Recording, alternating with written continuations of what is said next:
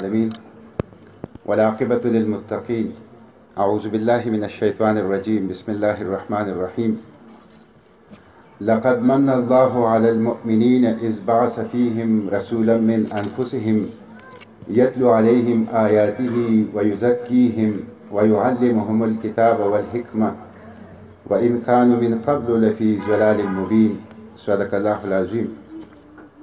إن الله وملائكته يصلون على النبي يا أيها الذين آمنوا صلوا عليه وسلموا تسليما. اللهم صل وسلم على عبدك ورسولك وحبيبك سيدنا محمد النبي الأمي وعلى آله وأصحابه وبارك وسلم. استاد محترم شیخ القرآن والحدیث حضرت مولانا صفی اللہ سے حاجی نور الحق سے نائب امیر جماعت اسلامی خیبر پختونخوا، جناب اعزاز الملک افکاری سے سابقہ MPA امیر جماعت اسلامی ڈسٹرکٹ لور دیر، حضرت مولانا بادشاہ نواب سے، حضرت مولانا حبیب النبی سے، حضرت مولانا جلال الدین سے، صدر ختم نبوت ضلع دیر پائیں حضرت مولانا افتخار الرحمن سے، حضرت مولانا حافظ رحمت گل سے، محترم حضرت مولانا قاری رضوان سے، حضرت مولانا حضرت حسین صاحب، جملہ حضرات علماء کرامو، خوږو درنو مشرانو، امزولو، ګلونو کشرانو، طالب علمانو، بچو، زه د دې جامع تعلیم القرآن محتمم منتظم حضرت مولانا محمد مجاهد صاحب ته خراج تحسین هم پیش کوم، شاباسي ورته هم ورکوم او ډېرې زیاتې دعاګانې هم ورته کوم چې د یو داسې ښایسته مدرسه د علوم نبوت یو مرکز دای په دې بانډه کې، په دې کلي کې آباد کړی دی.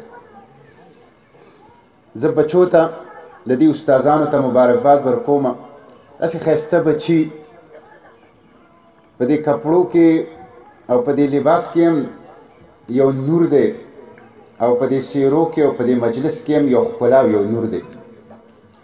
دې بچو ته مبارکباد ورکوم او هغه والدینو ته، مور پلار ته مبارکباد ورکوم چا چې دا خپل بچي د مدرسې سره او د الله کتاب سره وابسته کړ. دا یو ایمان افروز مجلس دی، یو روح پرور محفل دی او په دې باندې د الله تعالی رحمتونه دي او د الله فرښتو په دې باندې سورې کړی دی. زما نه مخکې زما استاد محترم ډېرې ښایسته ښکلې خبرې وکړې او زموږ روح په وجد کې راغی، ایمان ته پکې تازګي او تقویت میلاو شو.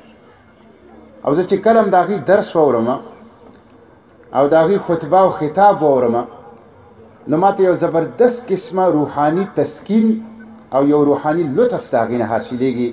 الله تعالی د هغې په عمر کې او په علم کې او په عمل کې برکت واچوي. محترمو، زه لنډې خبرې کوم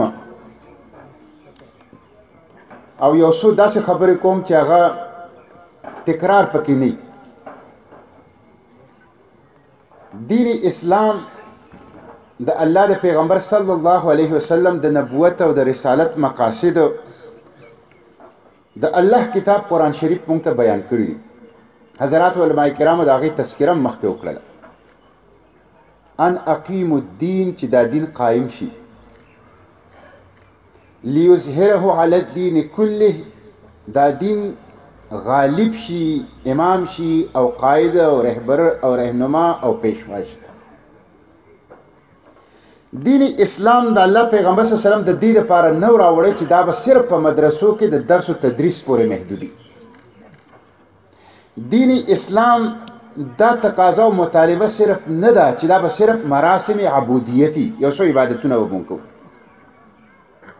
د دین اسلام تقاضا دا نه ده چې دی به د شیطان او د طاغوت پراخکلي شوي دایره کې قیدي، دی به مظلومي، دی به سرټیټی، دی به سرنګوي، دی به کمزوري، دی به غلامي، دی به وال خوړلي. دا دین اسلام نه دی، نه د دین اسلام دا تقاضا. دین اسلام د دې لپاره راغلی دی چې په جومات او مدرسه کې څنګه د دې دین چرچه ده دقسې چرچه به د ژوند په هره دایره کې او د ژوند په هره شعبه کې وي دین اسلام د دې لپاره راغلی دی چې دا به والخوړلې سرټیټه سرنګو غلام محکوم د استعمار او د شیطان پر اخکلي شوي دایره کې محدود نه وي دی به امامي حکمراني مقتدر به امام به پیشوا به حضرت شاه ولی الله رحمت الله علیه چې تاریخ نگار داغه تذکره کوي نو جلیل القدر شاه ولی الله ورته وي جلیل القدر شاه ولی الله 300 کال وشو د حضرت شاه ولی الله علمی روایت ژوندی دی څومره لوی انعام دی د الله د طرف نه جلیل القدر شاه ولی الله رحمت الله علیه وی لیظهره علی الدین كله والا آیت چې دی دا د قرآن شریف عمود دی عمود دا مرکز دی دا محور دی قرآن پاک او د قرآن پاک ټول آیتونه د دې مرکز او محور نه چار چاپیره ګرځي چې دا دین به امامي دا دین به حکمرانی دا دین به مقتدر او پیشوایی دا راغلی د دې دپاره دی عزیزانو دا الله پیغمبر صلی الله علیه وسلم دا دین دقسې قائم کړو او غالب کړو څنګه چې قرآن کې ذکر شوی دی او دې ته وایي اسوه حسنه لقد كان لكم في رسول الله اسوه حسنه د اقامت دین او د اظهار دین د غلبه دین د دې جدوجهد نوم د سیرت مبارکه او اسوه حسنه پیغمبر علیه السلام دا کار څنګه کړو دا د دې آیت پر رڼا کې کړو لکه تاسو چې ما ولستو لقد من الله علی المؤمنین د قرآن شریف آیتونو له چرچه وکړله عام کړل د قرآن شریف آیتونو ته رواج ورکو د قرآن شریف آیتونه په ښځو په سړو په لویو په وړو په ټولو په ژبه باندې جاری کړل بیا د قرآن پاک په رڼا کې تزکیه وکړه د عقیدې اصلاح د شخصیت اصلاح د کور اصلاح د معاشري او د سماج اصلاح د نظام د قانون او د ریاست اصلاح همگیر اصلاح همه پهلو اصلاح او تزکیه د قرآن پاک په رڼا کې دویم کار دی او دریم کار د کتاب او د حکمت تعلیم د قرآن او د حکمت د قرآن او د سنت نظامم او د قرآن او د سنت قانونم د دې په رڼا کې دین قائم کو او دین غالب کو دا قرآنی منهج دی د دین د قیام او د دین د غلبې او پیغمبر علیه السلام عملا ممتدا نمونه پرېښې تاریخ نگار لیکي سید ابوالحسن علی ندوی مولانا علی میاں لوی عالم دین د هندوستان تیر شوی دی 13 ورځو کې وفات شوی دی داغه تحقیق دا دی چې کله د اقرا وحی راله نو په مکه کې 3 یا په 4 کورونو کې به قلم ملاوېده قلم نه و تورې وې غشي وو ډالونه وو وسله وه د موسیقۍ آلات وو خو قلم د 5,000 د مکې په آبادۍ کې په 3 یا په 4 کورونو کې ملاوېده علم نه و قلم نه و علی میاں تحقیق دا دی رحمت الله علیه چې د مکې په آبادۍ کې لیک پړواله خلک یا 13 یا 19 محققین په دې متفق دي چې شل نو 13 یا 19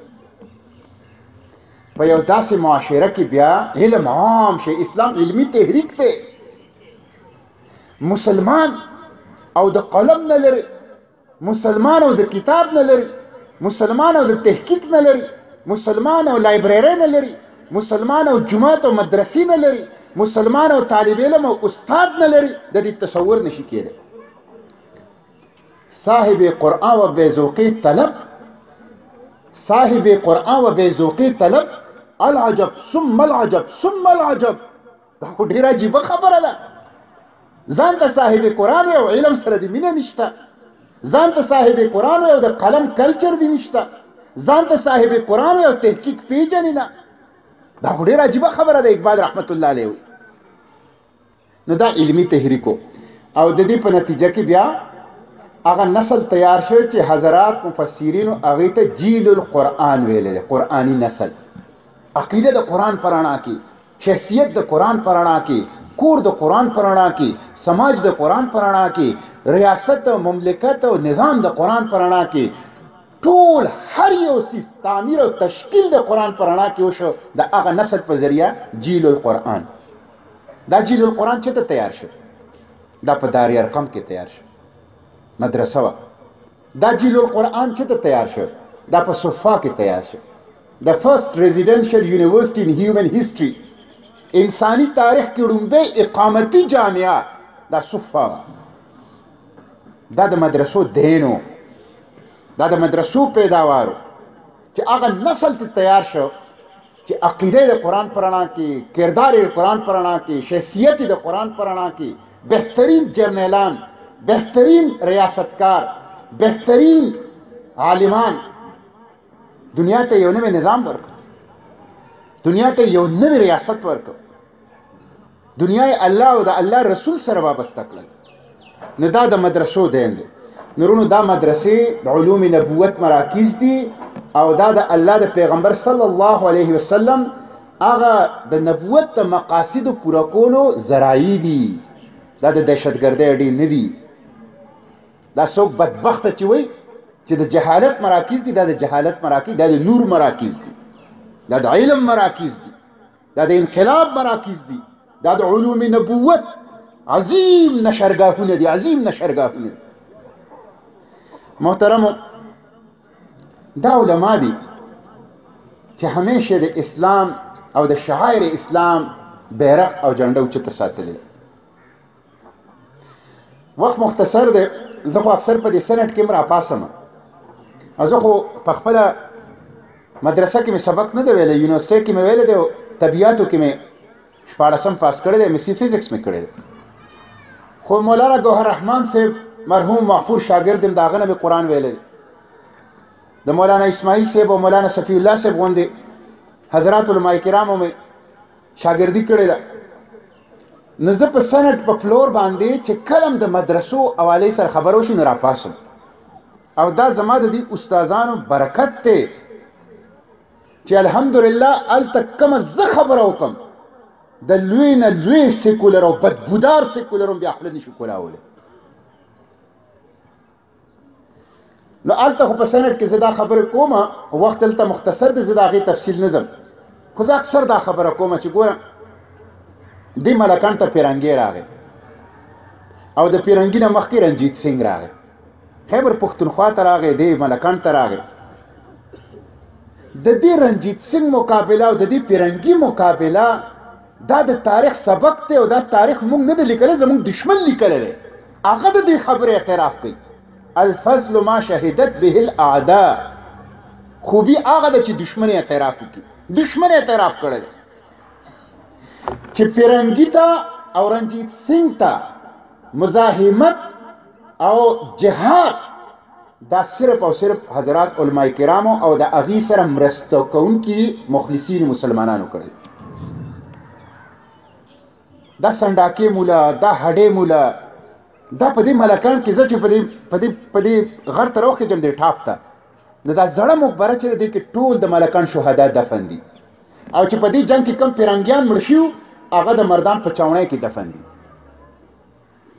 او چې کم مردار شوي پیرنګیان د مردان په چاونۍ کې دفن دي، او چې کم شهدا د 1897 په جنگ کې شهیدان شوي دي په دې ملکان کې سرتور فقیر. دا علماو. کالا پانی دا یو اوپن ایر پریزن، یو کلاو قیدخانه و بندیخانه و یو ټاپو په خلیج بنگال کې اوس هم شته، د هندوستان د نیوی هیډ کوارټر دی اوس کالا پانی، جزیره انډمان. انتهایی خراب آب و هوای وه چې څوک په لاړو کلاو به پرېښود، د هغه آب و هوا د وجې نه او بیمار شه مړ به شه. دلته به ورته په اردو کې عمر قید بعبور دریای شور، تورې اوبو ته یې ویولېږه. زموږ په دې علاقو کې اوس هم داسې خلک وو چې د تورو اوبو نه راغلی و. بیا د دغې کالا پانی لیسټ راوالی چې پیرنګیانو څوک دی کالا پانی ته لېږلی. خان پکې نشته، چودري پکې نشته، سردار پکې نشته، میر او وزیر پکې نشته، ټول هغه علما کرام دي چې مدرسو سره جماعتونو سره وابسته وو او د اسلام او د شاعر اسلام د پاسبانۍ حق ادا کړل. دا د علماو تاریخ دی او زه دا خبره کوم او بار بار کوم چې کم ښایسته روښانه ځلنده تاریخ د امت په دې تاریخ کې د علماو دی، دا د یوې طبقې نه دی، دا د یوې طبقې نه دی. دا نن سبا یو ویډیو وایرل شوې ده، د امریکن کانګرس پروسیډینګ دی، د هغې د کانګرس کاروایي روانه ده، د هغې یو وړوکی کلیپ ډېر وایرل شوی دی. ډیفنس کمیټۍ چیرمن د امریکې کانګرسمن هغه جنرل مکین چې د امریکې د فوج سربراه دی، د هغه نه تپوس کوي چې افغانستان ستاسو د کمانډرانو تجزیه سره په افغانستان کې زمونږ د کار کم طرف ته روان دی. 14,000 فوج 7,000 نور کمی روان دي د افغانستان نه. اعلان یې وکړ چې موږ روان یو. دا یو واقعه ده.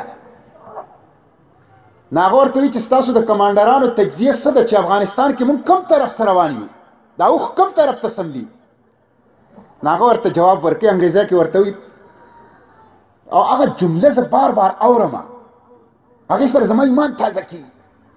هغې سره ما ته د انبیاء کرامو دا پوره د زرګونو کاله تاریخ سترګو ته مخې ته راشي او هغې باندې زما په دې خپل عقیده باندې دې ته تقویت او قوت میلاو شي چې زه د امریکې جرنیل هغه جمله و.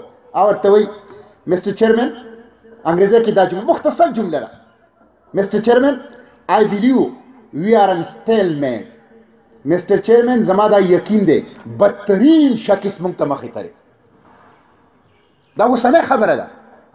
دومره خوند کوي که نه، دومره خوند کوي چې د ډیفنس کمیټۍ چیرمن کانګرسمن هغه ورته وایي کمانډر صاحب ستاسو د کمانډرانو تجزیه څه ده؟ ادې ورته وایي مسټر چیرمن I believe we are in stalemate. بدترین شکست موږ ته مخې ته دی. دا چا ورکه دا شکست دی؟ دا دې علماو دا 15,000 روپۍ تنخوا چیلي. دا د مولانا صاحب دا خبره ما ته رایاده شوله، 30,000 روپۍ د شپږو. موږ ګنهګار یو جي، موږ د الله په دربار کې ځان نشو خلاصولی دې علما سره چې دا کم کار موږ کوو. ما ته یو پرایمري ټیچر راونیسه، یو پرایمري ټیچر، او د هغه نه تپوس وکړه زه درته په ضمانت درکوم د یو پرایمري ټیچر تنخوا د سرکاري سکول د 30,000 روپو نه کمه نه ده. زما شپږ علما 1,000 روپۍ تنخوا دي. زما ګریوان په دې باندې به د حشر په میدان کې نشي خلاصېدی، نشي خلاصېدی. دا علما آفرین، صد آفرین. نه جلسه کړې ده، نه احتجاج کړی دی، نه جلوس کړی دی، نه روډ بند کړی دی. انتهایی په قناعت او صبر سره قال الله او د قال الرسول چې دی اوچتوي، دغې سره فکر نشته دی.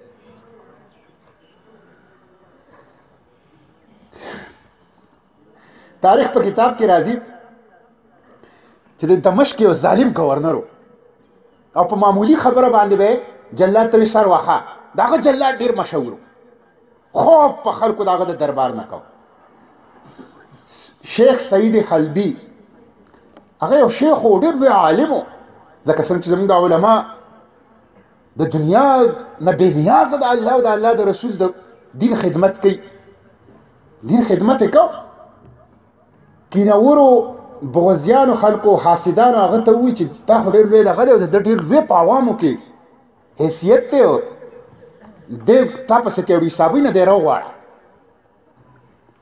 هغه ټول علما راوغوښتل، ټول راله، هغه رانغی. هغې ورته موږ درته نه وي، دا ځان ډېر اوچت ګڼي، دی ځان ډېر اوچت ګڼي او دی چا پروا نه ساتي. وي ښه جلاد ته وی راځه. جلاد ورسره شه لاړ. خلکو وایي چې بس اوس خو به په مدرسه کې او په درسګاه کې سر وي. که تاسو د مدرسو ته تللی نو دا شیخ چې په مدرسه کې درس ورکوي نو د د مخه د دروازې طرف دی او د دې طالبانو شا چې کم دی نو دا د دروازې طرف دی. دی چې سره د خپلو فوجیانو جرنیلانو جلاد ورننوته نو هغه ولیده په ځمکه ناستو نو دا خپې یې غوځولې وي، دا خپې یې غوځولې وي. ویې لیده، هېڅ پروا یې ونه کړه، خپل درس جاري ساته. خپل طالب علمانو ته سبق جاری ساته دی چې لاړ هلته ودرېدی چې یار دا زما نه خو خلک خوفزده کېږي د خو ورسره پروا نشته د دې رزق حلال د دې قناعت او صبر الله او د الله رسول سره د دې خپل روب د روب د بغیر لښکره یو جرنیلي د بغیر د وسلو یو خوف په خلکو باندې لري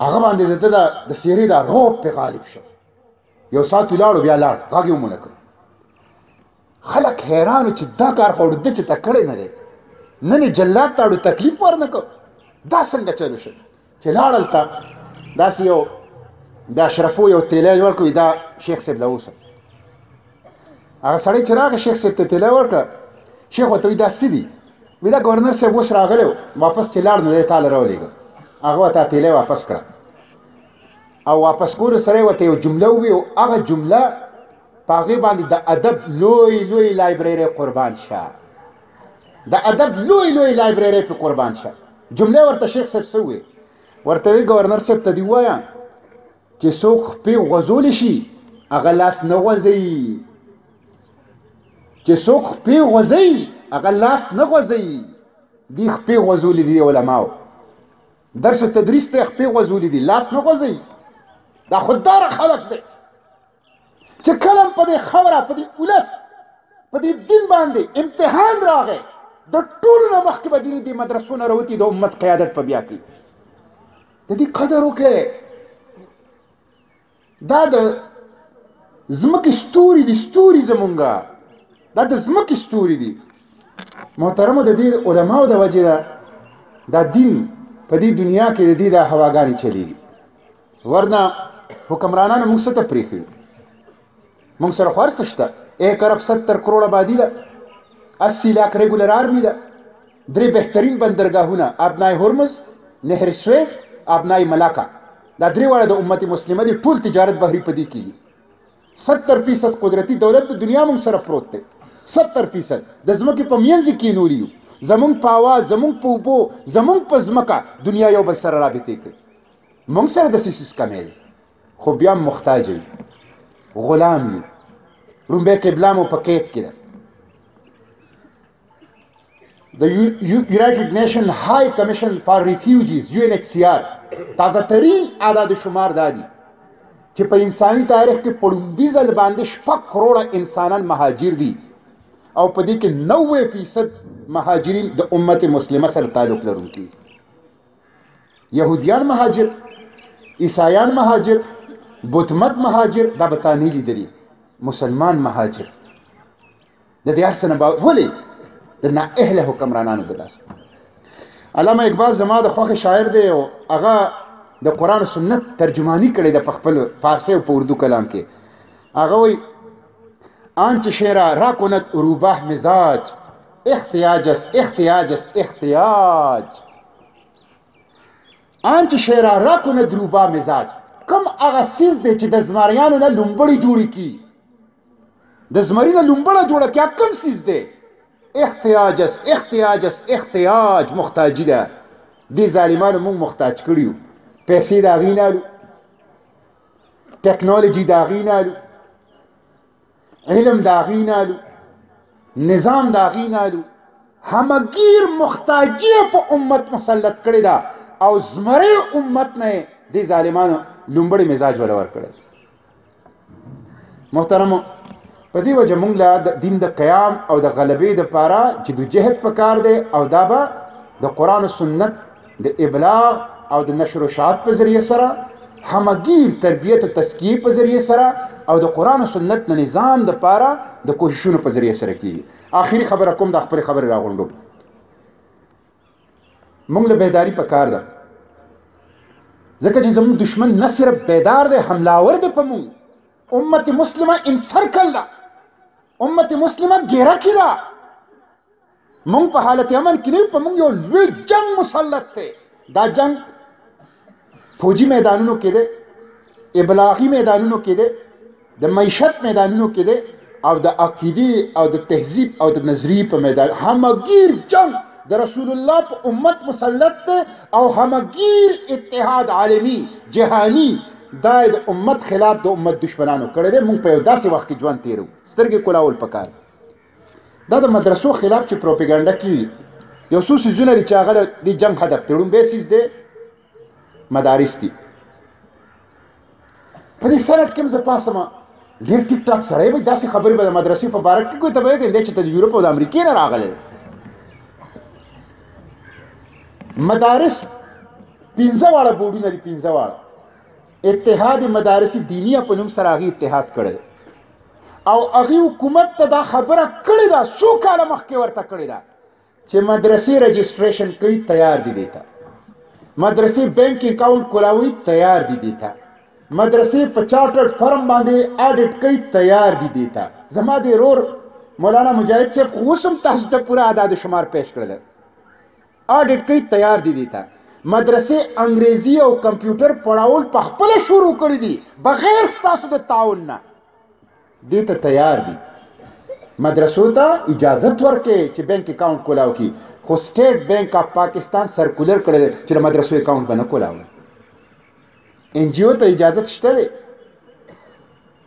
ملک دشمنه ادارو ته اجازت شته دی، خو په دې مملکت پاکستان کې مدرسو ته د بینک اکاؤنٹ کولاولو اجازت نشته. رجسټریشن باندې پابندي ده. دا پروپاګانډا ده. دی رجسټریشن نه غواړي، دی اډیټ نه غواړي، دی دراصل په دې بانو باندې په مدرسې حمله غواړي. خو دا ارمان به نه پوره کېږي انشاءالله، دا ارمان به نه پوره کېږي. دویم څیز دی عقیده ختم نبوت او ناموس رسالت. دا دواړه داسې څیزونه دي چې امت مسلمه دی په دې دواړو په باره کې په شک کې مبتلا کړل. د ټول امت دین دی پسې الله وکړو. دشمن ته پته را چې اهمه مورچه کومه چې په کوم ځای ماله حمله کول پکار دي، هغه دی عقیده ختم نبوت او ناموس رسالت. په خپل هم کوششونه کوي، په دې امت کې هم داسې ایجنټانې پیدا کړي دی په ذریعه دا کوششونه کوي. عقیده ختم نبوت د پاکستان د کانسټیټیوشن حصه ده او ان شاء الله د دنیا یو طاقت د پاکستان د دستور نه نشي ایسته. 295 سی د پیغمبر د ناموس د تحفظ قانون زما خپل پیغمبر صلی الله علیه وسلم سره د محبت او د عشق مظهر دی او دا به ان شاء الله د پاکستان د قانون په کتابونو کې. محترمو، ما سره په دې فایل کې پروت دی جاوید چودھری کالم دی، پرون نه بل ورځ راغلی. دا یو لابي ده، لابي دا چې په اخباراتو کې کالمونه راځي او په ټي وي باندې تجزیه راځي، دا لابي ده. د دې شاته ډالر طاقت دی، د دې شاته د استعمار ریاستي قوت دی. 2 ورځې مخکې جاوید چودھری کالم لیکلی دی په 21 کروڑ پاکستانیانو کې یو کس یهودي دی. فیشل بین هیل دا هغه نوم دی، فیشل بین هیل. پاکستان سرکاري پاسپورټ جاری کړی دی او سرکاري طور یو سړی په پاسپورټ کې خپل مذهب یهودیت لیکلی دی، نو هغه په دې پوره پاکستان په 21 کروڑ آبادی کې یو دغه فیشل دی. فیشل یو جاوید چودھری لیکلی چې دا خو زموږ پاکستانی دی، نو دله حکومت له پکار دی چې دله خو یو عبادت خانه په کراچۍ کې جوړه کړي. دې خبرې ته له غور کړي. حکومت له پکار دی چې د بیت المقدس ته تلل غواړي، ځکه چې بیت المقدس ته د قبله ده. نو حکومت له پکار دی که ته اسرائیل مني او که نه مني، خو دی پرېږده چې لاړ شي. او بیا پکې لیکلې ده چې دا بیت المقدس او دا اسرائیل خو موږ ځکه نه تسلیم کړی چې موږ ته عربیانو ویلو، نو عربیانو خو ورسره په خپله تعلقات جوړ کړل. نو مې نه چې سبا دا خبره وکړي چې دا اسلام خو موږ ځکه قبول کړی چې عربیانو قبول کړی، نو راشه اوس تاسو هم مه قبلوئ چې هغې نه قبلې. دا لابي ده، لابي. اسرائیل تسلیمول، د بیت المقدس او د فلسطین ځمکه وقف ته وقف، دا د چا ده نه، دا د پوره امت شاملات دی او د امت هر فرد د فلسطین په ځمکه کې حصه‌دار او مالک دی. یو مسلمان چې په زړه کې د عشق مصطفی شمع روحاني ژوندی بیت المقدس چرم د یهودیانو نشي کېدی. دا زما وطن دی، زما د زړه ټوکړه ده. 99,000 انبیا راغلي دي، ارض الانبیا ورته ویل کېږي. دا مدارس عقیده ختم نبوت، ناموس رسالت او بیت المقدس. دا سیزونه ټارګټ دي، ټارګټ دا په ټي وي چې تجزیه راځي، دا مختلفو طرفونو چې کوششونه کیږي، دا د یو پوره جامع منصوبي حصه ده. په دې باندې ځان خبرول پکار. محترم زما دغه درخواست دی چې په دې ټولو سیزونو باندې آگاهي او بیا په دې کې علماء سره مرسته کوشش، دینی جماعتونو تحریکونو سره مرسته کوشش. او یو خبره علماء تم کومه چې ګوره د تاتاریانو واقعه مونږ ته دا خبره ښیي، او د تاریخ هر مصیبت چې په امت راغلی دا خبره مونږ ته ښیي چې کله طبقه علماو کې اتفاق نه، علمی اختلاف رحمت ته، علمی اختلاف د تحقیق ذریعه ده، علمی اختلاف د انتشار او د اختراق او د رخنی او د تقسیم او د نا اتفاقی بنیاد مگر زوی. اتفاق امت د ټولو نه لوی چیلنج نن دا دی چې امت متحدی، متفقی، یو موټی، بنیان مرصوصی، رحماء بینهم یو ماحولی په دې کې. دا دشمن دپاره د ایټم بم نه لویه طاقتوره وسله ده زموږ د باهمي اتحاد او اتفاق. محترم ما مجاهد مولانا صاحب ته وویل بنینو مدرسه خو شته، بناتو دپاره پوره پروجیکټ تیار کړې. نورالحق حاجي صاحب ته زموږ صوبې نایب امیر دی ما سره، هغې ته ما وویل پوره پروجیکټ تیار کړې. مونږ د دې سپایان یو، مونږ د دې خدمتګار یو، او مونږ انشاءالله د الله په فضل سره د دې پاسبانان او چوکیداران هم یو. مونږ به درسره کوو، تاسو به هم کوئ. مولانا صاحب ډېر ښایسته ښکلې خبره وکړه، تاسو به هم کوئ. هر یو کس چې 3 بچی دا ګڼئ چې 4م بچی زما مدرسه ده، د یو بچی خرچ ورکوئ، چې 5 بچی 6 حسابوئ، یو مدرسه کې دی، او د هغې خرچ چې څنګه زمونږ حاجی امیر مقام صاحب مشر او یو غریب کارکن دی، په کوم انداز سره هغه خپل 1 لاک روپۍ دی دارالحدیث په تعمیر کې ورکړي، دقسې خپله حصه جدا کوئ او هغه دې مدرسو ته ورکوئ، او دې سره مرسته وکړئ، دې سره کښېنئ، دې سره مینه محبت کوئ. دې سره مینه محبت دا د دین او د ایمان په زړه کې دا د دې علامت دی. پیغمبر علیه السلام فرمایلی دی جعلت لی الارض مسجده، زما دپاره دا ټوله ځمکه چې ده دا جومات ګرځېدلی شوی، ټوله ځمکه، دا ټوله ځمکه زمونږ ده، دا ټول انسانیت زمونږ مخاطب دی، دې ته به ځان رسو. اقبال دا فارسی کې منظوم کړی دی ترجمه، په هغې خبرې ختمومه. وی چې مومنانا گفت آ سلطان دین مسجد من ای هماروی زمین.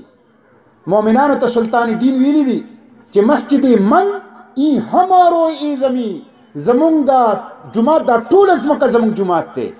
او بیا اقبال وی الاما از گردش نه آسما مسجد مومن بدستی دیگران. عجیبه زمانه راله، مسجد مومن بدستی دیگران، دا ټوله ځمکه زما د پیغمبر جماعتو، زما جماعت دی. عجیبه زمانه راله چې مسجد مومن بدستی دیگران، د مسلمان جماعت د غیرو په قبضه کې دی. سخت کوشش بنده پاکیزه کش تا بغیر مسجد مولای خیش. کوشش وکا، خلط ہوئی کا، پیسہ لگوا، جدوجہد وکا. اے مومنہ، اے د امتی دعوی کون کیا چې د خپل پیغمبر جماعت د غیرو د قبضې نه آزاد کړي. دا زمونږ هدف دی او انشاءالله دې هدف ته به ځان رسو. الله تعالی دې مونږ ټول د خپل دین دپاره قبول او منظور کړي. و آخر دعوانا ان الحمد لله رب العالمین.